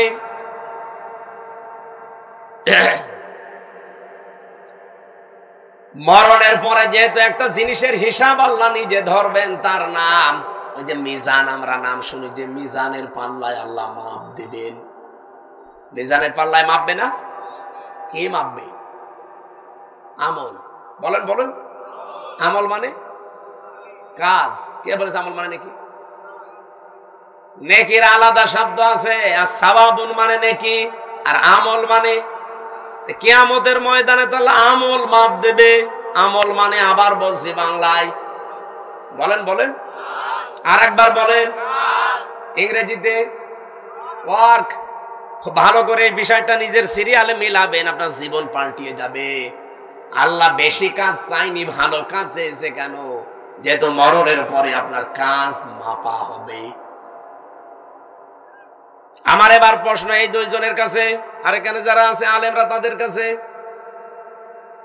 সারা জীবনই শুনে আসলাম যে কিয়ামতের দিন আল্লাহ মাপ দেবে আমল কাজ। আর কি দিয়ে মাপবে?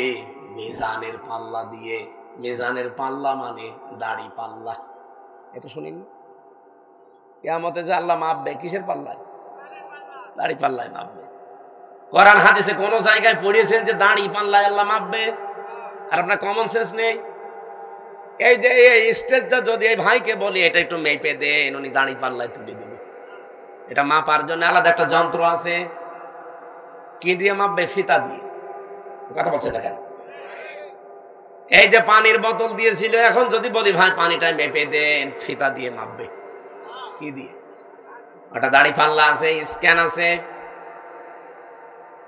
আমার এখন শহর এসেছে, ওনারা যদি বলি ভাই মেপে দেন, পানির বোতল দিয়ে দেবে। কি দিয়ে? প্রত্যেকটা জিনিস দুনিয়াতে পরিমাপ করার যন্ত্র আছে। প্রতিটি জিনিস মাপ দেওয়ার আলাদা আলাদা যন্ত্র পাবেন, আর আলাদা আলাদা তাদের নামও আছে। যন্ত্র বোঝেন কিনা? কিয়ামতের দিন যেহেতু আল্লাহ আমল মাপবে আমরা সবাই জানি, আর আমল মাপে দাড়ি পাল্লা দিয়ে যে 5 কেজি কাজ, কাজ কোনোদিন 5 কেজি হয়? কি মাপবে? যেহেতু আমল আল্লাহ মাপ দেবে, এটা দাড়ি পাল্লা দিয়ে কেউ আমল মাপে না, কোনো পাগলও মাপে না। আমল বা কাজ, ওয়ার্ক, এটা মাপতে হয়, পরিমাপ করার আলাদা যন্ত্র আছে, তার নাম গুরুত্ব। কাজ মাপতে হয় গুরুত্বের ভিত্তিতে। আপনি কি নতুন শুনছেন? জীবনে কোনোদিন তাফসীর পড়েননি নাকি এইভাবে পড়েননি? কিয়ামতের দিন আল্লাহ মাপ দেবে, আমরা সারা জীবন শুনে আসছি আমল, আর মাপ দেবে কিসে? মিজানের পাল্লায়। মিজান মানে যত তাফসীর আছে, যত অভিধান আছে আরবি পৃথিবীতে যত আছে নিয়ে আসেন। কোন জায়গায় মিজান মানে দাড়ি পাল্লা লেখা আছে? আছে। মিজান মানে মানদণ্ড, মিজান মানে ন্যায় বিচারের প্রতীক। এই জন্য হাইকোর্টে দেখেন সরকার একটা দাড়ি পাল্লা টাঙিয়ে রেখেছে, দেখেননি? হাইকোর্টে যেয়েছেন কোনোদিন? দাড়ি পাল্লা টাঙানো আছে। দাড়ি পাল্লা মানে কি? জামাত ইসলামের দাড়ি পাল্লা না। সরকার দেশের মানুষকে বোঝাতে চায় যে বাংলাদেশের কোন জায়গায় যদি ন্যায় বিচার না পাও, এই হাইকোর্টে আসলে ন্যায় বিচার পাবে। এই দেখো তার প্রতীক, দাড়ি পাল্লা দিয়ে 2 দিকে পাল্লা, একটাকে একদিকে ঝোলা আছে, সমান্তরাল করা, একেবারে সমান সমান। এখানে এসে ন্যায় বিচার পাবা, এটা ন্যায় বিচারের প্রতীক। কোরআনে কারিমে আল্লাহ এরকম একটা আয়াত দিয়েছেন, সূরা হাদীদের 25 নম্বর আয়াত, লাকাদ আরসালনা রুসুলানা বিল বাজ্জিনাত ওয়া আনজালনা মাআহুমুল কিতাবা ওয়াল মিজান লিয়াকুমান নাসু বিল কিসতি। এখানে 3টা বিষয় আছে। অবশ্যই আমি দুনিয়াতে রাসূল পাঠিয়েছি 1 নম্বরে। 2 নম্বরে তাদের সাথে মিজান দিয়েছি। মিজান মানে মানদণ্ড, ন্যায় বিচার করার জন্য মানুষের ভেতরে মানদণ্ড কি হবে সেটা আমি দিয়েছি, তার নাম কি? তাহলে এখানে মিজান মানে মানদণ্ড, ন্যায় বিচারের একটা প্রতীকের নাম মিজান। আর আমরা সবাই এখন জানলাম, যারা শিক্ষিত মানুষ জিজ্ঞাসা করে দেখেন, প্রত্যেকেই বলবে কাজ মাপতে হয়, আমল মাপতে হয়, এটা দাড়ি পাল্লা দিয়ে না, এটা মাপতে হয় গুরুত্বের ভিত্তিতে। আপনি কাজটা গুরুত্বপূর্ণ কিনা সেটা আল্লাহ দেখবে। এখানে গুরুত্বপূর্ণ কি কাজ বলেন? এই যে স্টেজের গুরুত্বপূর্ণ হচ্ছে খুঁটি আর সামিয়ানা। এই খুঁটি আর সামিয়ানা যদি না থাকে, গুরুত্বপূর্ণ এই 2টা, এই স্টেজের কোনো দাম আছে? আর কেউ স্টেজ বলবে? কিন্তু গুরুত্বহীন অনেক জিনিস এখানে আছে। কি? এই যে এখানে যে রেহানটা আছে, এটা যদি না থাকে কেউ স্টেজ বলবে না। এই যে মাইকটা আছে, এই টেবিলটা আছে, এখানে যে সামিয়ানা দিয়ে রেখেছেন সুন্দর করে, যে লাল কার্পেট, এগুলো যদি না থাকে, ফুল দিয়েছেন, লাইট দিয়েছেন, বলেন তো এগুলো গুরুত্বপূর্ণ না গুরুত্বহীন? এত সহজ করে বাংলা ভাষায় বোঝানোর পরেও যদি না হচ্ছে, আমার মনে হয় আপনাদের কোরআন শরীফ, বুখারী শরীফ দেওয়ার হবে না, এখন বাকারি শরীফ লাগবে। তাছাড়া কিভাবে বলবো বলেন তো? সারা জীবন কি শুনে আসলো যে কিয়ামতের দিন মিজানের পাল্লায় আমল মাপবে। আমল মানে কাজ। এই কেজি এইদিকে 5 কেজি গোনা তুলে দেবে, এইদিকে 6 কেজি নেকি তুলে দেবে, একদিকে ভার হয়ে যাবে, জান্নাতে চলে যাবে। আরে ভাই, আমল কাজ মাপে মানুষ দাড়ি পাল্লা দিয়ে? কোন পাগলে বিশ্বাস করবে? কাজ মাপতে হলে গুরুত্বের ভিত্তিতে মাপা লাগে। আমি এই ভাইকে বললাম, ভাই কুষ্টিয়ায় যান, এই কাজটা করে আসেন।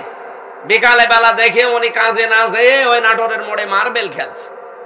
আমার কথার গুরুত্ব দিয়েছে, কাজের গুরুত্ব দিয়েছে। আল্লাহ পৃথিবীতে গুরুত্বপূর্ণ কাজ দিয়েছেন আমাদের জীবনে 500টা। কয়টা? এই কোরআনে আছে 6666টা আয়াতের 500 আয়াত শরীয়তের বিধান গুরুত্বপূর্ণ, যেটাই খুঁটি আর সামিয়ানার মতো। এটা না থাকলে যতই আনুষঙ্গিক কাজ করেন একটা কাজের মূল্য থাকবে না, কারণ খুঁটি নেই, সামিয়ানা নেই, জীবনে এখানে কেউ আসবেও না স্টেজ বলি। আমি আশা করি কথা কি বোঝাতে চাই আপনি বুঝেছেন। জীবনের গুরুত্বপূর্ণ এই কাজগুলো আজ আমাদের নেই। গুরুত্বহীন যেগুলো, এই টিস্যু বক্স, এই যে এইটা, এই যে সামিয়ানা, এই যে মাইক, এই কার্পেট, এগুলো না হলেও চলে। হয়তো ওইগুলো নিয়ে আমরা আজ মারামারি করছি। বলেন ওইগুলো নিয়ে আজ বাংলাদেশে মারামারি, শুধু দল বেদলে বিভক্ত।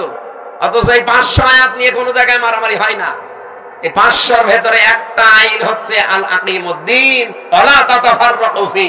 এই জমিনে আল্লাহর দ্বীন কায়েম করা লাগবে, এখানে কোনো ফতোয়াবাজি চলবে না। এই জায়গায় কোনো ফতোয়া নেই, যত ফতোয়া সব মাথায় টুপি কয় কলি দিয়েছেন এটা নিয়ে। আরে রাজশাহী, চাঁপাইনবাবগঞ্জ, নওগাঁ, নাটোর, এগুলোতে আরো বেশি। আমিন জোরে বলবেন, আসতে বলবে, এই নিয়ে মারামারি করে। গুরুত্বপূর্ণ কাজগুলো আগে করেন, কারণ কিয়ামতে আল্লাহ এইটাই মাপবে। মানুষের কাজ মাপতে হয়, আমল মাপতে হয়, গুরুত্ব কি, গুরুত্বর সাথে গুরুত্বহীন না গুরুত্বপূর্ণ, এইটা আল্লাহ দেখবে। আল্লাহ আমাদেরকে যেহেতু গুরুত্বপূর্ণ কাজ করার জন্য 4টা বিষয় আমি এখানে পেয়েছি। কোন কাজ আপনি আমি ভালো মনে করলে হবে না, এটার জন্য শর্ত 4টা। কাজটা ভালো কিনা শর্ত কয়টা? 1 নম্বরে কাজের জন্য জ্ঞান থাকা লাগবে, যেটা আমরা আরবিতে এলেম বলি। যে কোনো কাজ হাতে নেওয়ার আগে দেখতে হবে ওই বিষয়ে লোকটা জ্ঞানী কিনা। বাংলাদেশে এমন এমন মন্ত্রী ছিল, সারা জীবন পড়েছে আইন নিয়ে, আর তারে দিয়েছে খাদ্য মন্ত্রী, ওই যে টাকটা গম চুরি করিস। আরে ভাই, যে বিষয়ে পড়েছে আপনি তারে সেই বিষয় দেন। ও পড়লো সারা জীবন আইন নিয়ে, ওরে আপনি খাদ্য দিয়ে রেখেছেন, ও খাদ্যের কি বুঝবে? আমার কথা কি রাগ হচ্ছে? 2 নম্বরে নিয়ত থাকা লাগবে। এটা দুনিয়ার লোক দেখানোর জন্য আপনার হলে হবে না, এটা হওয়া লাগবে কার জন্য? এই জন্য যারা কালেমা পড়েন লা ইলাহা ইল্লাল্লাহ, তাদেরকে আল্লাহ শিখিয়েছেন, তুই বল কুল ইন্না সলাতি ওয়া নুসুকি ওয়া মাহইয়ায়া ওয়া মামাতি লিল্লাহি রাব্বিল আলামিন। সূরা আনআম 8 নম্বর পারা 9 নম্বর পৃষ্ঠা 9 নম্বর লাইনের 163 নম্বর আয়াতে আছে তাফসীরে ফি জিলালিল কোরআন। আল্লাহ বলেন, নবী আপনি বলেন, আমার নামাজ, আমার কোরবানি, আমার বেঁচে থাকা, আমার মরে যাওয়া দুনিয়ার কারো জন্য না, সব আমি আল্লাহর জন্য করি। নিয়তটা পাকাপাকি করা লাগবে, লোক দেখানোর জন্য করলে হবে না ভালো কাজ। 3 নম্বরে ধৈর্য লাগবে। কি লাগবে? আর এখন মুসলমানদের সবচাইতে বড় সম্পদ এখন পৃথিবীতে এইটা, ধৈর্য ধারণ করা লাগবে। বাংলাদেশে অনেক ষড়যন্ত্র চলছে বিভিন্ন কায়দায়, ধৈর্য ছাড়া এখন আর উপায় নেই। আমি ষড়যন্ত্রের নামগুলো বলতে পারলাম না। 4 নম্বরে ইখলাস লাগবে। কি লাগবে? যতগুলো তথ্য এখানে আমি লিখেছি, এটা যদি একটা একটা করে সিরিয়াল করে বলতে যায়, এখন তো 11:30, এত রাত পর্যন্ত কথা বলা ঠিক না। আর কিছুক্ষণ পরে তাহাজ্জুদের নামাজ, ফজরের নামাজ। জেলে বসে যে কিছু নোট করেছিলাম, বাইরে এসে করেছি, সেগুলো দিয়ে মেয়েদের এই যে সাংসারিক জীবনে অশান্তি কেন, দাম্পত্য জীবনের কলহ এবং তার সমাধান কি করে করা লাগে আমি লিখেছিলাম। ওইটা কোথায় পাওয়া যায় জানি না, ওই গাড়িতে আছে মাদ্রাসায়। আপনারা যাওয়ার সময় মেয়ের জন্য, বর জন্য নিয়ে পড়াবেন। পোড়াটা 120 পৃষ্ঠা লিখেছি। আমার মনে হয় পোড়াটা যদি মেয়ে, বউ, শাশুড়ি এগুলো পড়ে, পরিবারে শান্তি আসবে। ওই সিরিয়াল বসে বসে না দেখে বইটা পড়াবেন, ওই মাদ্রাসায় আছে। আমি আয়াতটা আজ পর্যন্ত রাখছি, কারণ এখন ব্যাখ্যা করতে গেলে আমার গলা বসে যাচ্ছে। এরপরে কালকের অনুষ্ঠান অনেক দূরে, এরপরে বাড়িতে একটু সময় দেওয়া লাগবে। অনেকদিন বাইরে আছি, আজকের মতো মাপছি, শেষ করে নিলাম। আর সব ব্যস্ত মানুষ আমরা। আমি আবার আসবো ইনশাল্লাহ। এই মাদ্রাসার দিকে একটু খেয়াল করা দরকার। মাহতামিম সাহেব আমার কথা বলছিল যে এই জমিটা নেওয়ার জন্য 36 লাখ টাকা লাগবে। এই রকমের 2 টাকা 5 টাকা তোলার তো কাজ না। এখানে দরকার বড় বড় যারা ডনার আছে তাদের। বাংলাদেশে এই যে আমি আকিস গ্রুপের নাম বললাম, রংধনু গ্রুপের নাম আছে, এইরকম যারা মানে মালওয়ালা মানুষ আছে, এদেরকে একটু বলা দরকার। আমি যাতে 3 বছর জেলে না থাকতাম, আমি অনেক জায়গায় হাত দিয়েছিলাম, এগুলো করতে পারতাম, কিন্তু আমার তো সব নষ্ট করে দিয়েছে। এখন আপনি একটু যোগাযোগ রাখেন, আর সামনে আমরা দেখবো বড় কিছু করা যায় কিনা দিনের জন্য। আর আপনারা এলাকার মানুষেরা যতটুকু পারেন সাহায্য করবে, আল্লাহ আমাদের তৌফিক দিন। এখন যারা মেহমান আছেন, আপনারা যদি কিছু বলেন আপনারা বলেন, আমরা মুনাজাত করব। আল্লাহুম্মা আমিন। ও প্রশ্ন কই? এই মাদ্রাসার বাচ্চারা যারা যাচ্ছে আপনাদের সামনে, অথবা ড্রাম দেওয়া থাকলে অবশ্যই যাওয়ার সময় সাধ্যমতো দিয়ে যাবেন। জান্নাতি কি ছেলে ও মেয়েদের আলাদা হবে? মায়ের পায়ের নিচে সন্তানের জান্নাত, আর স্বামীর পায়ের নিচে স্ত্রীর জান্নাত, এটা কিভাবে কি? জান্নাত কি ছেলে ও মেয়েদের আলাদা হবে? এটা আমি বুঝলাম না। হ্যাঁ হ্যাঁ, প্রত্যেকের জন্য তো আলাদা জান্নাত, তার সাথী থাকবে আলাদা, হুর গেলমান যেটা আছে আলাদা। মায়ের পায়ের নিচে সন্তানের জান্নাত, এইটা ঠিক আছে। আর জান্নাত তাহাতা আকদামিল উম্মাহাত, কিন্তু এই স্ত্রীর বা স্বামীর পায়ের নিচে স্ত্রীর জান্নাত, এটা হাদিস না, এটা বানানো কথা, আমরা নিজেরা বানিয়েছি খেদমত নেওয়ার জন্য। আমাদের খেদমত করা লাগবে, এটা ঠিক আছে। এটা আর কি এত প্রশ্ন, বাবা বাবা, এত পড়তেই লাগবে অনেক সময়। এটা মনে হচ্ছে কোনো মায়ের একটা প্রশ্ন। আমি দেখবো ইনশাআল্লাহ, মোনাজাতের পরে দেখছি। আল্লাহুম্মা আমিন। লা ইলাহা ইল্লা আনতা সুবহানাকা ইন্নী কুনতু মিনাজ জালিমিন। লা ইলাহা ইল্লা আনতা সুবহানাকা ইন্নী কুনতু মিনাজ জালিমিন। এই মোনাজাতটা বসে করেন ভাই, বসুন বসুন বসুন। এই মোনাজাতটা যে যেখানে আছেন ওখানে বসেন, মোনাজাত বসে করেন। মোনাজাত শেষ হোক, গাড়ি থেকে বইটা নিয়ে বাড়ি যাবেন, বসেন। রব্বানা আতিনা ফিদ দুনিয়া হাসানা ওয়া ফিল আখিরাতি হাসানা ওয়া কিনা আযাবান নার। রব্বুল আলামিন, গভীর রজনী, এখন রাত 11:30 পার হয়ে গেছে। দুনিয়ার কোন মানুষের কথা শোনার জন্য আমরা এত রাত জেগে থাকি না। তোমার কালাম শোনার জন্য যারা এত পাগল, এই নাটোরের মানুষগুলোকে ওমরের মতো বানিয়ে দাও। মাহফিলের আয়োজন যারা করেছে এলাকার মানুষকে সাথে নিয়ে, রব্বুল আলামিন তোমার কোরআন প্রসার হবে এই নিয়তে যারা এগিয়ে এসেছে, প্রত্যেকের দিকে তোমার রহমত এগিয়ে দাও। মাহফিলের সম্মানিত সভাপতি জনাব মাহবুবুল আলমকে মঞ্জুর করো, তার ব্যবসা বাণিজ্যে বরকত দাও। আমাদের প্রধান অতিথি সাবেক মন্ত্রী অ্যাডভোকেট রুহুল কুদ্দুস তালুকদার দুলু ভাই অসুস্থ, আসতে পারেন নাই, কিছুক্ষণ আগে দোয়া চেয়েছে, আল্লাহ তুমি শেফায়ে কামেলা আজেলা নসিব করো। তার জীবনের ভালো কাজগুলো মঞ্জুর করো, অন্যায় কাজ জীবনে মানুষ হিসাবে করলে এগুলো মাফ করে দাও। রব্বুল আলামিন, তোমার ইলমে যদি জানা থাকে জনগণের খেদমত হবে, তোমার ইসলামের কাজ হবে, মেহেরবানি করে তার দায়িত্বশীল বানিয়ে দাও। যত অতিথি এখানে এসেছে অনেকগুলো মানুষের নাম তারা দিয়েছে। যে ভাই এখানে এসেছে, রহিম নওয়াজ ভাই, আসাদুজ্জামান আসাদ ভাই, জিল্লুর রহমান, মোস্তাফিজুর রহমান, সাইফুল ইসলাম, মাহতাব আলী সহ এলাকার গণ্যমান্য যারা এসেছে, প্রত্যেকটি মানুষকে তুমি আবু বকরের মতো বানিয়ে দাও। সম্মানিতা মা বোনদেরকে তুমি খাদিজাতুল কুবরার মতো তৈরি করে দাও।